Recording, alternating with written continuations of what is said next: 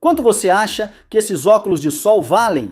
E se eu disser que são feitos à mão no Japão por uma empresa que vem aperfeiçoando a arte de fazer óculos há 120 anos? E se eu te dissesse que foram criados pelo renomado designer Kenzo Takada e premiados em Paris? Isso muda o preço? Além disso, poucos foram produzidos, então é realmente difícil encontrá-los. Além disso, como o designer faleceu em 2020, estas são das últimas coisas que ele criou.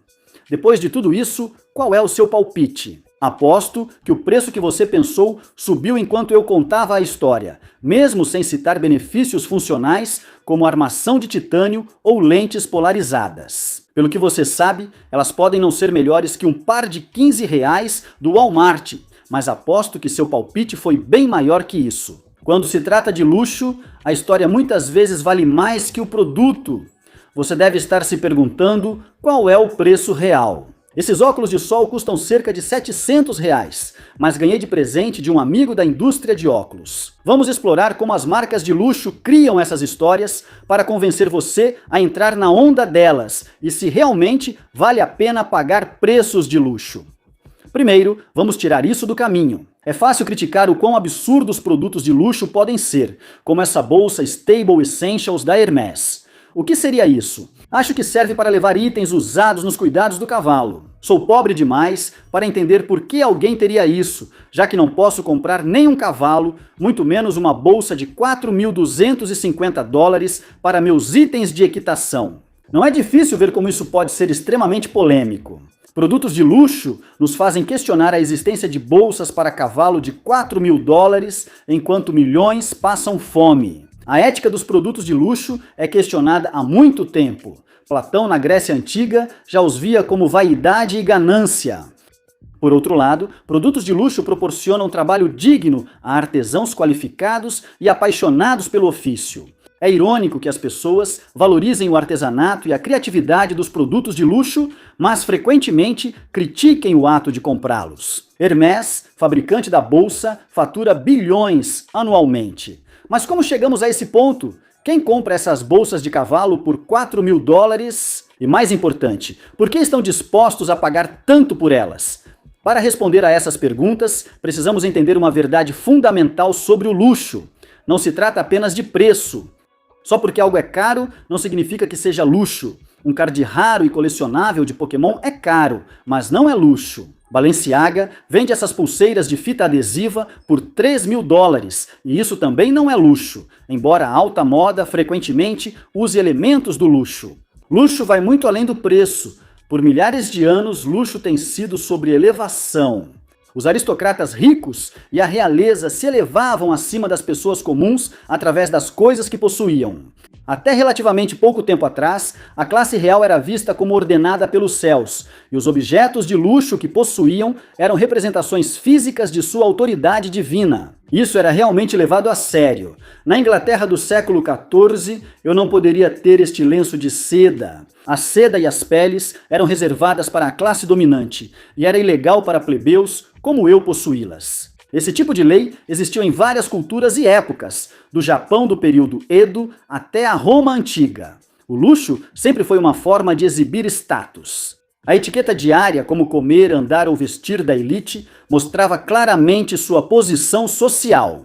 A palavra etiqueta, em francês, significa literalmente rótulo, conectando-se ao luxo moderno. Assim como a etiqueta indicava conduta e hierarquia social, os logotipos de luxo atuais servem como símbolos de status. Desde o Iluminismo, as monarquias perderam força, especialmente no Ocidente. Com o luxo se tornando mais acessível a todos, e não apenas à classe dominante, os designers de luxo precisaram encontrar novas formas de tornar seus produtos exclusivos. É por isso que as marcas de luxo tornam seus produtos tão difíceis de serem adquiridos. Você pode pensar que comprar uma Ferrari de edição limitada é tão simples quanto ter o dinheiro. Basta entrar na concessionária, escolher seu carro e, se você puder pagar, eles vão entregar as chaves com prazer, certo? Errado! A Ferrari muda completamente as regras do jogo. Ao invés de te convencerem a comprar o carro, você é quem precisa convencê-los a permitirem que você compre. O VinWiki tem um vídeo ótimo sobre como conseguir o privilégio de comprar uma Ferrari de edição limitada. Basicamente, você começa adquirindo modelos e cores menos procurados que estão encalhados. Para chamar a atenção deles, gaste 100 mil em acessórios especiais para seu veículo, como cintos de segurança vermelhos de $1.000, pinças de freio amarelas de $1.500 ou uma tampa de motor de fibra de carbono de $5.000. Depois, é preciso participar dos eventos, ralis e cursos de pilotagem de alto desempenho pelo mundo. Só ter dinheiro não basta, é necessário mostrar lealdade à marca. A estratégia da Ferrari funciona porque eles produzem apenas cerca de 8.400 veículos por ano, o que permite garantir que cada proprietário represente a marca de forma positiva. Para comparar, a Toyota fabrica cerca de 10 milhões de carros por ano. Aliás, é melhor não reclamar da Ferrari publicamente ou cogitar comprar de um concorrente. Após tudo isso, com sorte, você pode gastar $1 milhão em um carro de edição limitada, mas provavelmente não escolherá cor ou opcionais. Eles decidem por você com base no que estiver disponível. É difícil imaginar por que alguém passaria por tantos obstáculos e se humilharia com os vendedores só para comprar um carro, mas acho que tudo se resume a 3 coisas. Uma delas é que pessoas ricas se sentem atraídas pelo desafio da rejeição e constrangimento. Quem pode comprar uma Ferrari de $1 milhão costuma ter influência, bajuladores e gosta desse desafio. Em segundo lugar, as pessoas buscam exclusividade. Sem a realeza definindo posses como antes, as marcas criam suas próprias regras. Além disso, esperar aumenta a expectativa e o desejo. A Ferrari alimenta isso ao deixar que você visite a fábrica na Itália para ver seu carro sendo montado e recebe fotos do progresso. Valorizamos o que leva tempo para conquistar. Há subreddits e guias online sobre como acessar produtos de luxo exclusivos. Essa dedicação à marca vai além da compra inicial. Ferraris dos anos 1960 são muito valorizadas, mas têm suspensão tão rígida que cada buraco é sentido e a dirigibilidade não é das melhores. Sem direção hidráulica, cada curva exige esforço. É possível sentir o cheiro da gasolina na cabine. É barulhento, desconfortável, demanda manutenção, mas milhões ainda sonham em ter um. Dizem que é preciso sofrer pela beleza. As marcas de luxo fizeram disso uma arte, entendendo que o essencial não é conveniência, mas sim a experiência. O passeio com solavancos e o ronco do motor ajudam a criar vínculo com seu carro. Ou talvez os gases da gasolina queimem alguns neurônios, facilitando justificar sua compra de milhões de dólares. Além disso, esses veículos exigem muita manutenção. Trocar pastilhas de freio custa $10 mil americanos, enquanto no Toyota Camry são apenas algumas centenas de dólares. O Toyota pode ser um carro muito mais conveniente de dirigir e manter, mas ninguém sonha em ter um Camry. Isso não é só com carros, aliás, é com todos os objetos de luxo. Bolsas de couro de avestruz ou crocodilo exigem limpeza regular. Vinhos caros devem ser mantidos em ambientes com controle de temperatura. E um relógio Rolex é sensível ao magnetismo, à umidade e até a choques, exigindo manutenção de rotina. Produtos de luxo podem proporcionar aos seus donos uma sensação de satisfação pessoal e prazer, mas também muita dor de cabeça. Quanto mais você se esforça para manter objetos de luxo, mais os valoriza. E as marcas de luxo vão além do produto. Elas vão além, principalmente na publicidade. Em muitos anúncios de luxo, os modelos parecem manequins entediados e julgadores, como se você os incomodasse. Eles agem como guardiões. A ideia é fazer você sentir que precisa provar algo. Só quem é digno pode comprar. Marcas de luxo não vendem só produtos, mas tentam dominar seus clientes. O olhar entediado e sem emoção tem outro objetivo: evitar que o modelo ou qualquer coisa chame mais atenção que o objeto. O produto deve ser tão venerado, tão intocável, que até bilionários suplicam para obtê-lo. Isso revela outra característica do luxo. Eles não se preocupam se você gosta deles. Na verdade, eles não se importam nem um pouco em ser polarizadores ou até mesmo estranhos.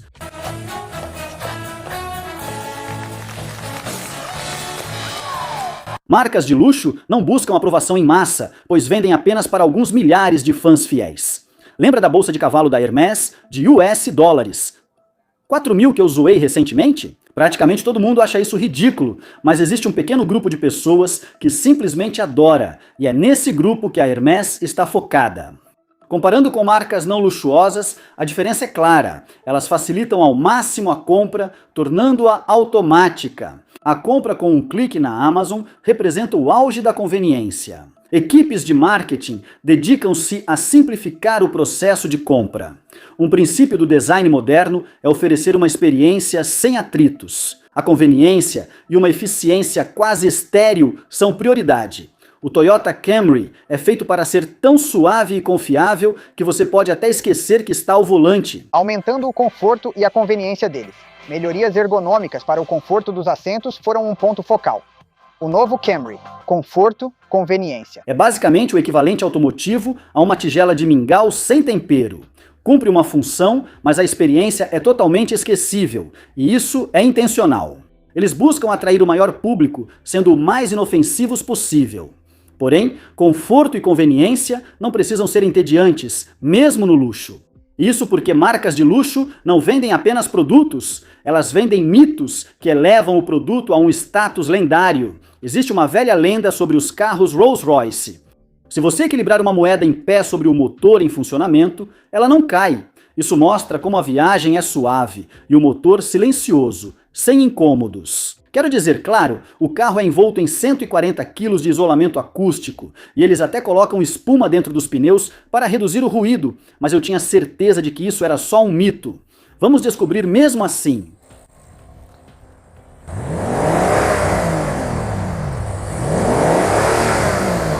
Acontece que é real. O Carual testou e sim, a moeda fica equilibrada. Se eu tentasse isso com meu sedã econômico, a moeda provavelmente cairia no motor, prenderia na correia do ventilador e tudo explodiria. Ninguém realmente precisa equilibrar uma moeda no motor, mas essa é justamente a genialidade disso. É uma maneira inesperada de mostrar como a condução é suave. É assim que nascem as lendas. A bolsa Birkin da Hermès faz o mesmo jogo. Algumas bolsas Birkin como esta chegam a custar bem mais de 300 mil dólares. Pesando 2 quilos, ela vale mais do que seu peso em ouro. Então por que elas alcançam um preço tão alto? Uma grande parte disso é a lenda que a cerca. Você ouve histórias de mulheres abrindo espaço nas calçadas de Manhattan para donas de bolsas Birkin ou passageiros comprando um assento extra na primeira classe só para ela. Quero dizer, claro, essas histórias podem ser exageradas, mas depois que o truque da moeda no Rolls-Royce se mostrou real, será que podemos ter certeza? O poder dessas lendas está no seu mistério. Quanto mais falamos sobre essas histórias, mais a lenda cresce. É verdade? Talvez sim, talvez não, mas não precisa ser. Existe uma outra camada do luxo que vai ainda mais fundo do que as lendas. Luxo não é só sobre exclusividade ou experiências lendárias e histórias.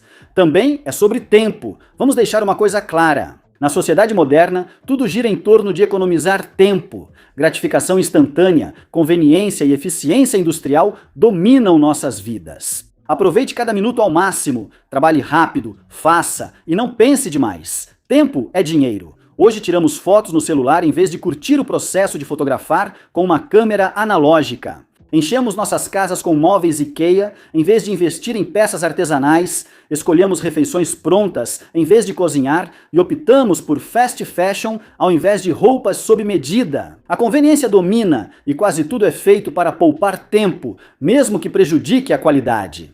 Sem julgamentos, também ajo assim. É o mundo atual. Já o luxo tem outro foco. Não visa economizar tempo. O luxo foca na qualidade do tempo. Pegue um produto de luxo que literalmente marca o tempo, como um Rolex de 20 mil dólares ou um relógio Patek Philippe de 40 mil dólares. Você pensaria que, por serem itens de luxo, deveriam ser relógios mais precisos, certo? Não, nem de perto. Um Seiko de 200 dólares com movimento de quartzo é mais preciso do que um Rolex de 20 mil dólares. Relógios mecânicos de luxo adiantam ou atrasam vários minutos por ano. Se você pode pagar um relógio de 20 mil dólares, pode se dar ao luxo de se atrasar alguns minutos. Em muitos relógios de luxo, nem sempre é fácil ver as horas. Boa sorte tentando ler esses relógios rapidamente, especialmente se comparar com simplesmente olhar para o seu celular ou para o relógio no painel do carro. Alguns deles nem mostram números. Mais uma vez, a mensagem é clara. Se você pode ter um relógio desses, tem todo o tempo do mundo. Tempo e dinheiro são variáveis unidimensionais. Dá para quantificá-los, mas nem tudo que pode ser medido importa de fato. Luxo é a oportunidade de aproveitar o tempo livre.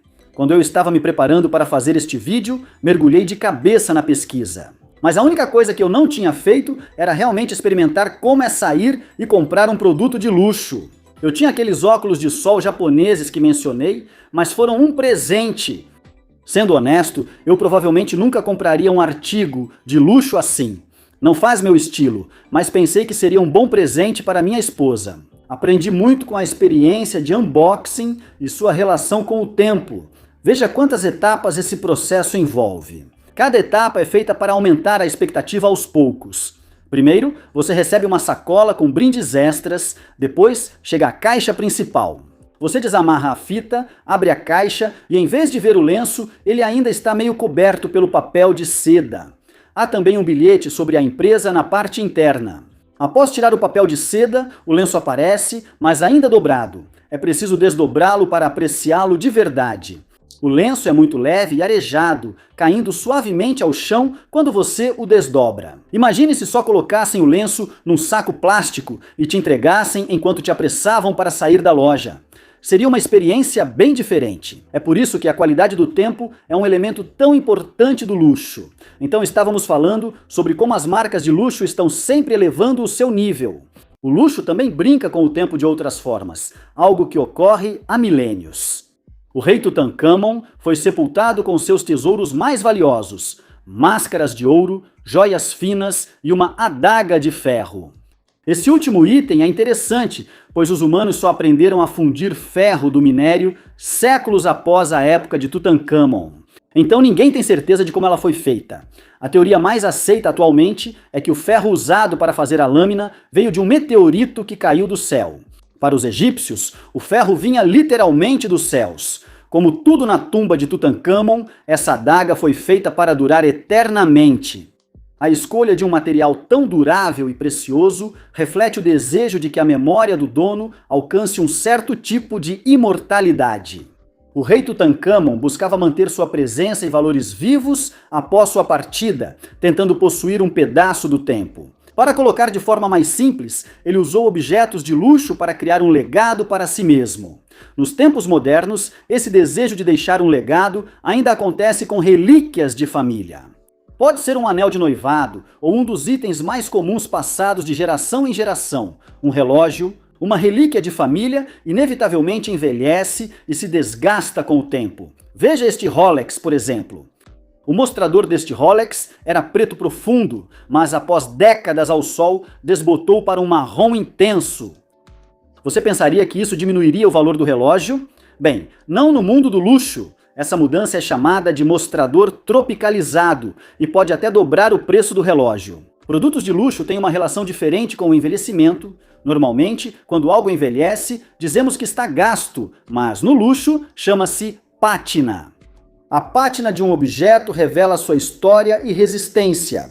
No mundo do luxo, a idade aumenta o valor, diferente de quase todo outro produto. Cada arranhão e marca revela uma história do passado. O significado do objeto se aprofunda com o tempo e sua história cresce. Porém, não só materiais duradouros e pátina tornam o tempo importante no luxo. Também se trata do processo meticuloso e demorado por trás da criação de cada peça. Quase todos os objetos de luxo são pelo menos parcialmente feitos à mão. Leva até 40 horas para fazer uma bolsa Birkin. Construir uma única Ferrari leva centenas de horas, literalmente meses. Para comparação, um carro novo sai da linha de montagem a cada 17 segundos na fábrica da Toyota em Kentucky. Relógios. Patek Philippe, como o Grandmaster Chime, podem levar 100 mil horas desde o conceito inicial até o modelo de produção finalizado. Isso equivale a 8 anos de trabalho. O luxo exige tempo e relógios de alto padrão exemplificam isso. Com centenas de peças, alguns têm engrenagens cortadas manualmente, dente a dente. Os artesãos chanfram as bordas de cada peça para diminuir o atrito e fazer com que a luz bata nas bordas do jeito certo. Pode levar 8 horas só para chanfrar a roda de um único relógio e todo relógio mecânico tem pelo menos 3 dessas rodas. E ainda nem mencionei o tempo necessário para treinar os artesãos desses objetos. Na Hermès, são necessários 4 anos de treinamento antes que alguém possa manusear couro para clientes reais. Somente os melhores artesãos, com décadas de experiência, têm a confiança para trabalhar com couros frágeis, como o de réptil ou avestruz. Devido ao tempo necessário para fabricar produtos de luxo, seus designs costumam ser atemporais. Um Rolex Explorer de 70 anos atrás não é muito diferente de um Rolex de hoje. No mundo do luxo, não se fala em best-sellers, mas sim em long-sellers. Esse é um dos motivos pelos quais vejo a moda de luxo como um oxímoro. A moda muda a cada estação e se baseia em tendências. Roupas e acessórios também podem ser de luxo. Considero a Hermès uma marca de luxo, mesmo vendendo esses produtos. A bolsa Birkin da Hermès é mais antiga que eu. Já marcas de luxo como a Balenciaga focam mais em tendências. Não há nada de errado com isso, mas é por isso que eu não vejo a moda de luxo como um verdadeiro luxo.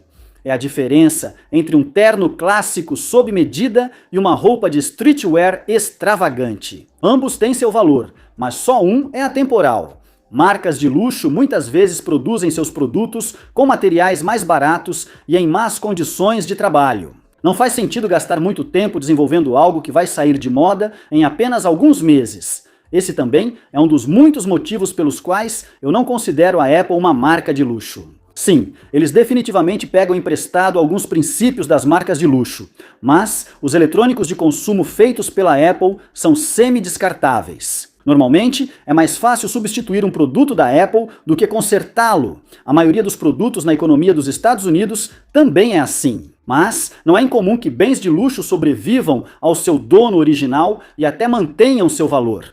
Alguns bens de luxo podem até aumentar de valor. As bolsas Birkin da Hermès aumentaram 500% em valor nos últimos 35 anos. Isso equivale a 14% ao ano. Isso equivale a quase o dobro do crescimento médio do S&P 500, que monitora grandes empresas dos Estados Unidos, mas, claro, nem todo bem de luxo é um investimento. Um Rolls-Royce Silver Spirit dos anos 1980, que custou 120 mil novo, hoje vale cerca de 20 mil usado. O Corniche conversível, vendido por cerca de 65 mil, hoje vale mais de 100 mil. Mesmo na mesma marca, tudo depende de qual produto resiste ao tempo. Mas esse foco em design atemporal exige entender a história do produto. Clientes de luxo devem aprender a valorizar esses detalhes refinados. Luxo envolve tanto conhecer quanto possuir o objeto. Tenho 2 pares de óculos de sol aqui. Uma é a armação Masunaga de $700 que já mostrei, e a outra é da Dona Hu por $60. À primeira vista, eles podem parecer bem semelhantes, especialmente se você estiver olhando para eles pela câmera e não puder segurá-los na mão.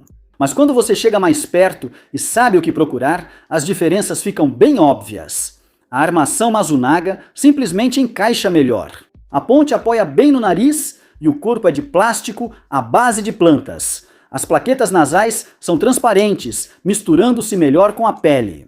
É um detalhe pequeno, mas evita a mancha preta no nariz comum em armações baratas. Compare isso com a Dona Hu.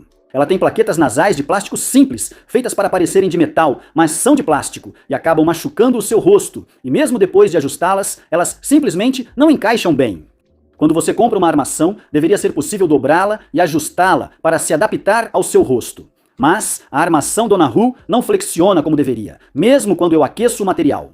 Masunaga utiliza hastes de titânio que dobram facilmente, mas são rígidas onde necessário. Se você esticar as hastes da Dona Hu, toda a frente da armação entorta, fazendo com que as bordas fiquem afastadas do seu rosto quando você a usa. Mas com a Masunaga, a armação mantém o formato, mesmo quando você a estica. São esses pequenos detalhes que fazem a diferença. As armações da Masunaga são mais bem resolvidas, com barra superior soldada ao corpo e parafusos ocultos, criando um visual sofisticado. Enquanto isso, a Dona Hu tem peças de metal grosseiras soldadas e a armação faz barulho quando sacudida. Ouviu? Eu passaria mais tempo analisando, mas você já entendeu. Masunaga, se estiver vendo, entre em contato. Sou designer e gostaria de colaborar em uma armação de óculos. Quanto mais você aprende sobre o objeto, mais o aprecia. O luxo, em sua melhor forma, é aproveitar conscientemente, não consumir sem pensar. E esses objetos lindos existem porque designers e clientes apaixonados se importam com os detalhes mais refinados. Objetos de luxo são caros e não podem ser comprados por impulso. Conhecê-los torna essa espera mais prazerosa. Você constrói aos poucos o sonho de ter esse objeto. Esse saber também é uma parte importante da dimensão performática de possuir artigos de luxo. Trata-se de mostrar aos outros, como acabei de fazer, o quanto você é sofisticado e conhecedor. Por isso, algumas pessoas são tão pretensiosas com artigos de luxo. É a mesma vibe daqueles entusiastas de vinho falando sobre estruturas robustas de taninos e um final com notas de cedro queimado e frutas silvestres. Você não apenas possui o objeto, você demonstra sua expertise, mas há outra camada em tudo isso. Já discutimos como o tempo se relaciona ao luxo, mas ainda não falamos do espaço. É aqui que as coisas ficam estranhas. Em 2018, uma nova marca de luxo exclusiva, Palace, apareceu no cenário. Ela tinha todas as características do luxo de alto padrão, mas o uso impressionante do espaço era especialmente notável.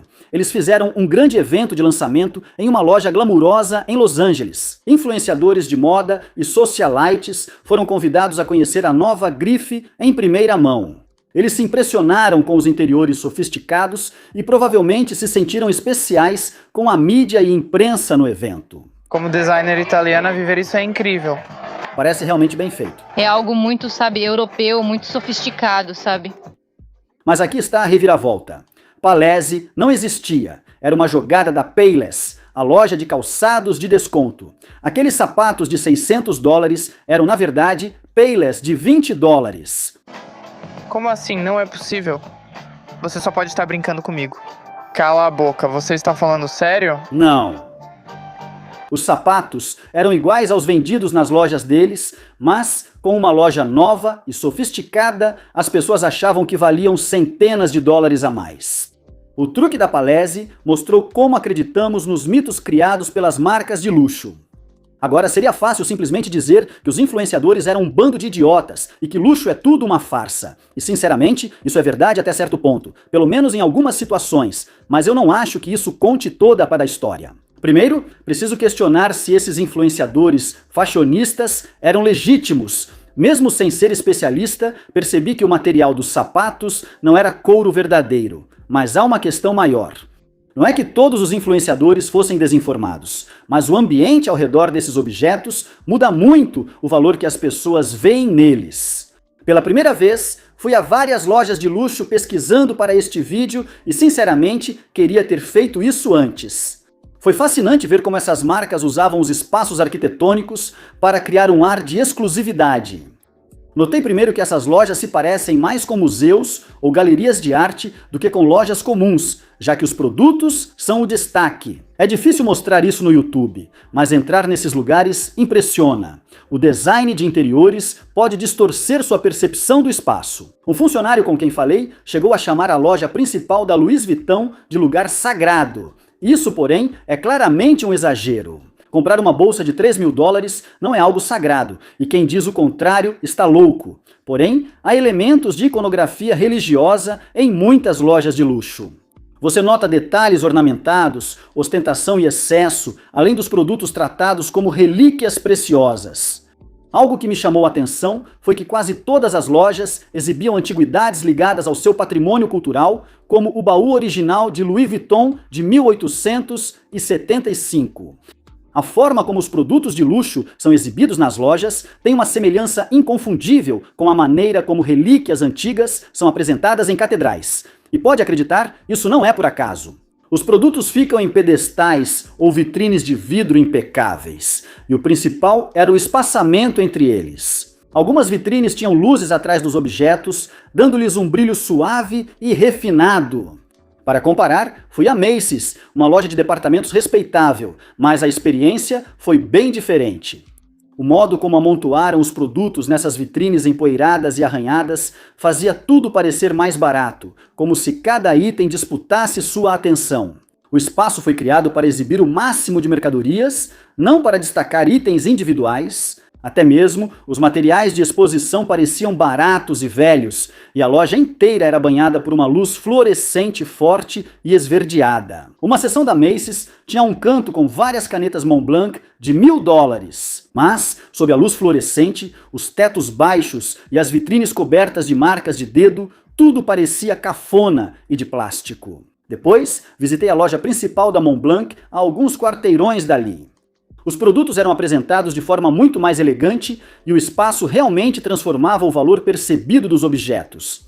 Esse contraste gritante demonstrou o poder do ambiente. Essa é uma das verdadeiras razões pelas quais fashionistas da Palese gastaram $600 em sapatos que valem 20. Isso também funciona ao contrário. Você não pagaria $30.000 por uma bolsa Hermès se ela estivesse nos fundos de um 7-Eleven sujo. Pode achar que não cairia nisso, mas os números mostram o contrário. Durante os anos 1990, o arquiteto Peter Marino fez reformas extravagantes em dezenas de lojas de luxo. Cada renovação de loja principal custava até $20 milhões. Apesar do alto custo, essas reformas frequentemente geravam aumento de 20% a 40% nas vendas, permitindo que as marcas recuperassem o investimento em 2 anos. E lembre-se, as lojas vendiam exatamente os mesmos produtos, no mesmo local. Foi apenas o design do espaço que mudou. Mesmo em uma loja de luxo, onde tudo realmente faz você se sentir VIP, há áreas reservadas para os verdadeiros VIPs. Muitas lojas de luxo possuem alcovas semi-privadas ou salas laterais para uma experiência mais pessoal. Quando visitei uma loja, vi um casal em uma dessas salas tomando champanhe e recebendo um tratamento de rei. Ouvi um vendedor brincando: "Devo te chamar de baronesa ou princesa?" Enquanto o vendedor lhe entregava um par de sapatos de $2.000, a cena parecia surreal. Os clientes estavam cercados por pilhas de sapatos, bolsas e vestidos, simplesmente descansando ali, em meio ao luxo. E o que tornava isso especialmente interessante era que você podia ouvir a conversa deles, mas o espaço estava claramente separado. Era visível, mas não acessível. E essa é parte da genialidade disso. O design do espaço criava desejo, fazendo você se sentir tão perto e ao mesmo tempo tão longe de fazer parte daquele mundo. E não é só a loja. Outro aspecto importante do espaço e do lugar tem a ver com a origem dos objetos de luxo. O luxo sempre esteve entrelaçado com o fascínio pelo exótico. Algo de um lugar distante tem uma mística. No mundo de hoje, onde quase tudo é acessível com alguns cliques, pode ser difícil compreender o verdadeiro peso desse conceito. Mas imagine viver na Roma Antiga. Itens de luxo vinham do Oriente, coisas como especiarias e perfumes persas, ou ouro, pedras preciosas e sedas asiáticas, canela árabe. Pessoas viajavam meses ou anos por rotas comerciais perigosas ou oceanos traiçoeiros, usando ferramentas de navegação rudimentares para obter esses itens. Mesmo hoje, o luxo ainda depende do fascínio pelo exótico. Não basta que algo seja apenas raro, é preciso ter um senso de mistério para torná-lo desejável. Isso deve ser parte do motivo pelo qual gosto de óculos japoneses, e também explica por que japoneses são tão obcecados por marcas de luxo europeias. Ao comprar um produto de luxo, você leva um pouco da terra natal dele. Por exemplo, o Rolls-Royce é especial por sua herança inglesa. Ao pensar em Rolls-Royce, você pode imaginar artesãos ingleses trabalhando cuidadosamente em um estúdio iluminado, criando carros belos. Eles são bem tratados e, mais importante, se importam com o que fazem. Quando você compra um Rolls-Royce, você carrega essa visão em mente. Esse ambiente, esse lugar, é tão importante quanto o produto final em si. Quando uma marca de luxo se distancia de suas raízes culturais e transfere a produção, perde boa parte de sua identidade. Isso é um problema comum nessas marcas. No vídeo, disse que não vejo marcas de moda de luxo como verdadeiro luxo, pois seguem tendências e são voltadas à moda. Mas há um motivo ainda mais importante. Para atender à demanda e ampliar suas já grandes margens de lucro, muitas dessas marcas transferiram a produção para o exterior. Essas empresas fazem de tudo para ocultar o país de origem, escondendo até a etiqueta "feito na China" no fundo de um bolso interno. Outras empresas fabricam quase todo o produto no exterior e o importam para a Europa Ocidental ou Estados Unidos apenas para retoques finais, podendo assim afirmar que é feito na França ou nos Estados Unidos.